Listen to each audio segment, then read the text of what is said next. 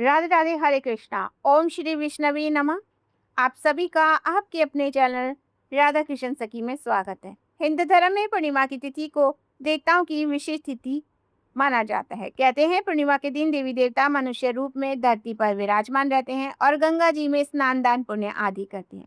पूर्णिमा के दिन संसार के पालनकर्ता भगवान हरि विष्णु के अंदर नदी में विराजमान होते हैं। ऐसे में पूर्णिमा के दिन ही गंगा जी में स्नान किया जाता है। कहते हैं इस दिन गंगा जी में स्नान करने से मोक्ष की प्राप्ति होती है। साथ ही देवी देवतागण भी आज के दिन पवित्र नदियों में स्नान करके और दान करके अपने अपने लोकों में वापस जाते हैं। पूर्णिमा के व्रत को हिंदू धार्मिक शास्त्रों में सबसे बेस्ट व्रतों में एक माना जाता है। जिस तरह से हर महीने की अमावस्या तिथि की पूजा होती है, पवित्र नदियों में स्नान किया जाता है, व्रत रखा जाता है, ठीक उसी प्रकार से पूर्णिमा का व्रत रखने से अक्षय पुण्य की प्राप्ति होती है और सभी प्रकार के अपने पापों का विनाश भी हो जाता है। आज की इस वीडियो में आप जानेंगे पूर्णिमा पूजा विधि, साथ ही सुनेंगे पूर्णिमा के व्रत कथा। आइए सबसे पहले सुनते हैं पूर्णिमा व्रत की कथा। प्रारंभ करने से पहले आप सभी से अनुरोध है, वीडियो को लाइक करके कमेंट बॉक्स में जय श्री हरि विष्णु जरूर लिखिएगा। मित्रों, आज की दिन एक विशेष बात यह भी है कि भद्रा लग रही है। शास्त्रों के अनुसार भद्रा का वास पाताल लोक में रहेगा। जो भी भक्त भद्रा के इन 12 नामों का जप करता है, उसके जीवन में भद्रा कभी विघ्न नहीं डालती। किसी भी पूजा कथा से पहले इन नामों का स्मरण करना अत्यंत आवश्यक होता है, ताकि सभी कार्य निर्विघ्न संपन्न हो। चलिए और भद्रा देवी के 12 पावन नाम का स्मरण करते हैं। धन्या, दधिमुखी, भद्रा, महामारी, खराना, कालरात्रि, महारुद्रा, वृष्टिकरण, कुलपुत्रिका, भैरवी, महाकाली, आरक्षकारी। इन नामों के स्मरण से आदि व्याधि का भय जो होता है वो दूर हो जाता है।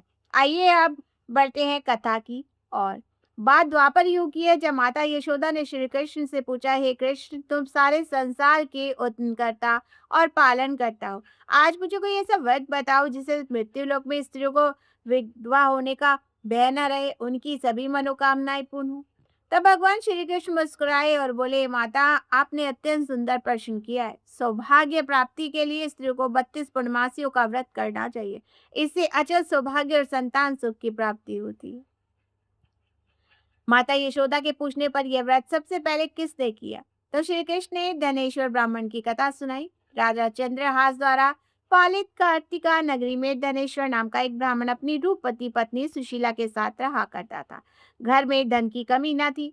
घर में निसंतान होने के कारण अत्यंत दुखी थे। एक समय एक तपस्वी योगी इस नगर में आए। वे सभी घरों से भिक्षा लेते पर धनेश्वर के घर को छोड़ देते। एक दिन धनेश्वर ने देखा योगी गंगा किनारे जाकर अन्य घरों से मिली भिक्षा को प्रेम पूर्वक खा रहे हैं। दुखी होकर धनेश्वर ने पूछा, महात्मा, आप मेरे घर की भिक्षा क्यों नहीं लेते? योगी ने कहा, पुत्र, निसंतान के घर की भीख लेना वर्जित है, क्योंकि उसका मुख देखना भी पाप के समान माना जाता है।